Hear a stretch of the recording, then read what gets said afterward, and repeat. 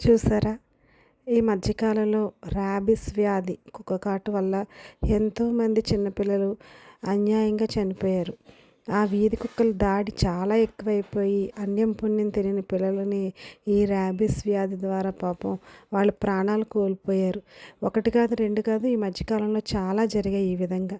ఇలా జరిగినప్పుడు మనకి ఈ టైంలో ఇప్పుడు సుప్రీంకోర్టు ఇచ్చిన తీర్పు వీధి కుక్కలని ఒక స్ట్రే హోమ్స్లో పెట్టడానికి, వీధి కుక్కలని అన్నిటినీ కూడా కొంచెం కట్టడి చేయడానికి సుప్రీంకోర్టు తీసుకున్న నిర్ణయం నిజంగా చాలా బాగుంది. కానీ మన దరిద్రం ఏంటంటే ఈ విషయం మీద కూడా సెలబ్రిటీస్ ఫైట్ చేస్తూ కుక్కల ప్రాణాలకి, కుక్కల స్వేచ్ఛని మనం హరించకూడదని అనటం చాలా హాస్యాస్పదంగా ఉంది. అందరికీ జంతువులన్నా కుక్కలన్నా చాలా ప్రేమ ఉంటుంది. అలాగని చెప్పి వాటిని వీధుల్లో వదిలేసి చిన్నపిల్లల ప్రాణాలను మనం బలి తీసుకోవడానికి ఇండైరెక్ట్గా మన అరుపులు, మన కేకలు కారణం కాకూడదు కదండి. ఇలా పిల్లల్ని రక్షిద్దాం. సుప్రీంకోర్టు ఈరోజు ఇచ్చిన తీర్పుని మనందరం కూడా స్వాగతించాలి. నిజంగా చాలా నచ్చింది. చాన్నాళ్ళ తర్వాత ఇంకో మంచి చట్టం ఈ వీధి కుక్కల నివారణకి వాళ్ళు తీసుకున్నారు.